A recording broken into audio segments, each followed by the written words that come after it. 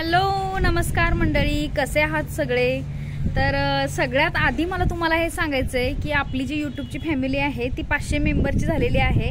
आपले 500 subscriber complete झालेले आहेत आणि ही फारच आनंदाची गोष्ट आहे। आणि मी त्या सर्वांना जे 500 लोक मला जॉईन आहेत त्या सर्वांचे मी मनापासून आभार मानते।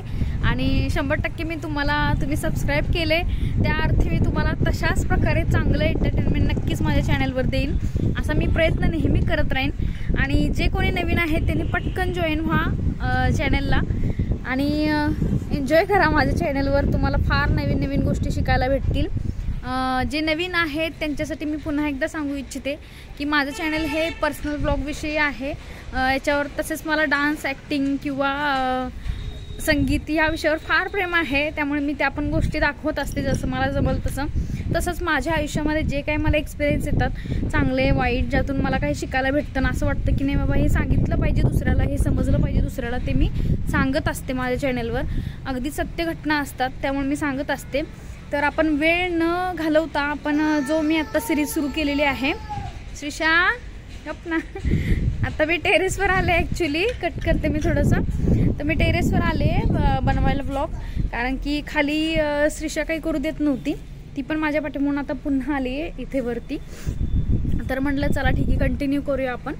तर जे काय आपण सिरीज सुरू केलेली आहे आता सध्या लहान मुलांमधील अपघात, त्याच्यामधला मी दुसरा भाग घेऊन आले आज। तर दुसरा भाग असा आहे मित्रांनो, ही माझ्या बाबतीत घडलेली खरी घटना आहे। आम्ही तेव्हा सातारा जिल्ह्यामध्ये राहिलो होतो। तर सातारा जिल्ह्यामध्ये राहत असताना मला वाटते साधारण 5 वर्षाची असेल त्यावेळेस ॲटलासच्या सायकल होतं, तुम्हाला माहीत असेल। ॲटलासच्या सायकल पूर्वी पुरुष वापरायचे, अजूनही लोक खेडेगावामध्ये वैरणीसाठी वगैरे वापरतात बरेच जण। तर ॲटलासच्या सायकलवर पप्पाने आमच्या छोटीशी सीट पुढे बसवली होती, जेणेकरून मी तिथे बसेल किंवा आम्ही तिघं भावंड तिथे बसू शकेन अशी। आणि गाडी नव्हती त्या काळी त्यावेळेस, तर पप्पा आमच्या सायकलवर पुढे बसून आम्हाला असे फेरफटका मारायला नेहमी घेऊन जायचे। आणि मला आठवतंय चांगलं, ते तरडगाव नावाचं गाव आहे सातारा जिल्ह्यातील, कोणी असेल तर त्यांना माहीत असेल 100%। फलटण तालुका काय, मला तालुका नाही आठवत आहे आता ॲक्च्युली, पण तिथे आम्ही राहत होतो। तर पप्पा असे एकदा मला घेऊन गेले होते आणि पप्पा तिथे सायकलवर बसून मी गेले होते, मला चांगलं आठवते, पुढे सीटवर बसून। आणि पप्पांच्या मित्रांना भेटायला गेले होते, बहुतेक मित्रच होते वाटतं। आणि ते लोकेशन असं होतं की महादेवाचं मंदिर होतं एका साईडला, तिथे आम्ही दर्शन घेतलं। आणि त्याच्यानंतर खाली महादेवाच्या मंदिराला लागूनच प्राजक्ताच्या फुलांची झाडे वगैरे होती, तिथे मी थोडा उशीर खेळले, फुलं वगैरे गोळा केली।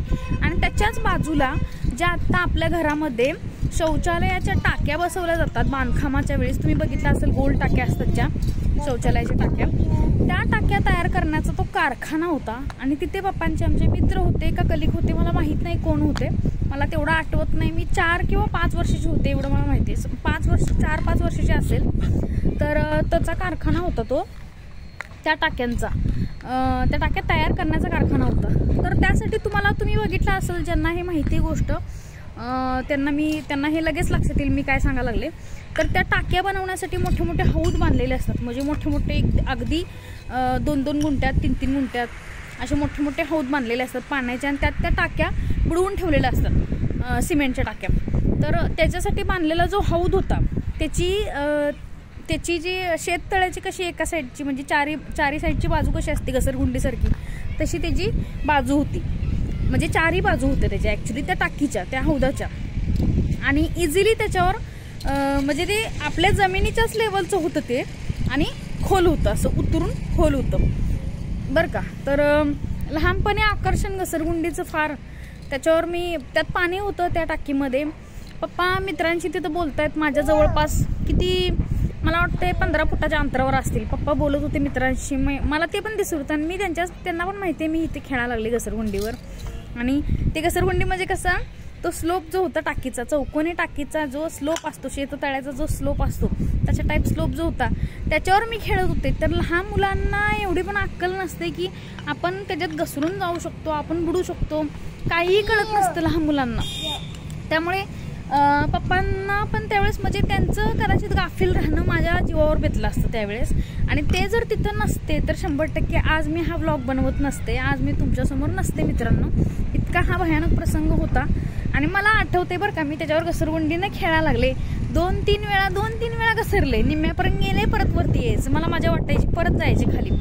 आणि एक वेळ अशी आली की जेव्हा मी पाण्यात पूर्ण सटकले आणि ते पाणी किती खोल होतं मला माहित नाही, 5 फूट होतं, किती फूट होतं मला काही आठवत नाही, पण मी लहान होते ना, त्यामुळे 100% गुडघावर जरी पाणी असलं तरी त्याच्यात माझा बुडून मृत्यू झालाच असता, 100% झाला असता. कारण की ते पाणी शेवटी पाणी लहान मुलाला 4-5 वर्षाच्या मुलाला काय पोहता येणार आहे किंवा काय माहीत असणार आहे. आणि त्यावेळेस मित्रांनो केस तोंडात सगळे. मी आहे टेरेसवर, थोडं वारा आहे, थोडं ऊन आहे, पण म्हटलं बनवूया, वेळ होते ब्लॉगला म्हणून मी बनवते. तर डिस्कंटिन्यू केल्याबद्दल माफी पुन्हा एकदा. तर मी परत कंटिन्यू करते, सॉरी. तर त्या पाण्यामध्ये मी बुडाले आणि त्यावेळेस पप्पांचं पण लक्ष नव्हतं आणि मी बुडत होते, मला आठवते. आणि तिकडून ओरडले आमच्या पप्पांचे मित्र, तर अहो फाळके मुलगी बुडली असं ओरडले पप्पांचे आमचे मित्र. त्यावेळेस पप्पांनी आमच्या येऊन लगेच म्हणजे उडी मारली, पप्पांनी उडी मारलेली पण मला आठवते, मला दिसते, म्हणजे आठवते, मला कळते, ते बोललेले कानावर शब्द पण पडलेले मला आठवतात, फाळके मुलगी बुडली बघा, मुलगी बुडली म्हणून. आणि पप्पा आले, पप्पांनी उडी मारली, ते खोल होतं का नव्हतं मला माहीत नाही. आणि नंतर बाहेर मला काढल्यानंतर पण ते मित्र वगैरे सगळे असे म्हणत होते की बरं झालं लवकर गेला, नंतर खाली असं चेंबर आहे म्हटले ते, म्हणजे खाली कुठं तर त्याला अशी वाट होती. स्विमिंग पूलमध्ये कसं पाणी ड्रेन होण्यासाठी कदाचित असू शकतं, असतं का नाही मला माहीत नाही, असणार 100% पाणी ड्रेन होण्यासाठी. अशाच प्रकारे त्याला खाली चेंबर होतं म्हणे आणि ते मोठं होतं. आणि त्यात मी अडकले असते तर कदाचित मावले नसते किंवा खाली सटकले असते, असं त्यांना काय म्हणायचं होतं मला आठवत नाही. 4-5 वर्षाची मी, मला जेवढं आठवते तुमच्यासोबत शेअर केलं. तर हे किती रिस्की असू शकते मला हे सांगायचं की लहान मुलांना कुठंही घेऊन जाताना, किंवा कुठं असं पाण्याच्या ठिकाणी वगैरे नेला तुम्ही असं त्यांचा हात सोडणं किंवा त्यांना म्हणजे न सांगता लक्ष न देता तुम्ही बिनधास्त वावरणं हे फार धोकादायक असू शकते. फार ह्याच्यामुळे काही म्हणजे इन्सिडेंट असे होऊ शकतात की त्यातून आपण एखाद्या मुलाचा जीवही गमावू शकतो. तर ही गोष्ट जी आहे ती फार काळजी घेण्यासारखी गोष्ट आहे.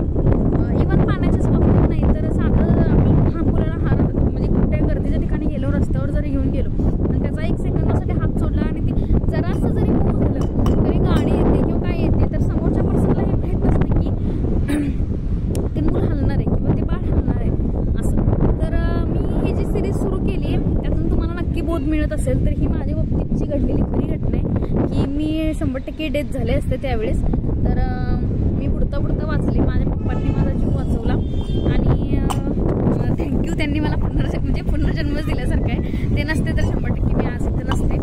तर ही माझ्या बाबतीतची खरी घटना आहे. असेच मी एक्सपिरियन्स तुम्हाला सगळे माझे खरे एक्सपिरियन्स किंवा मला जे आहेत अनुभव आयुष्यात आत्तापर्यंत जेवढे अनुभव आलेत तेवढे मी सगळे शेअर करणार आहे.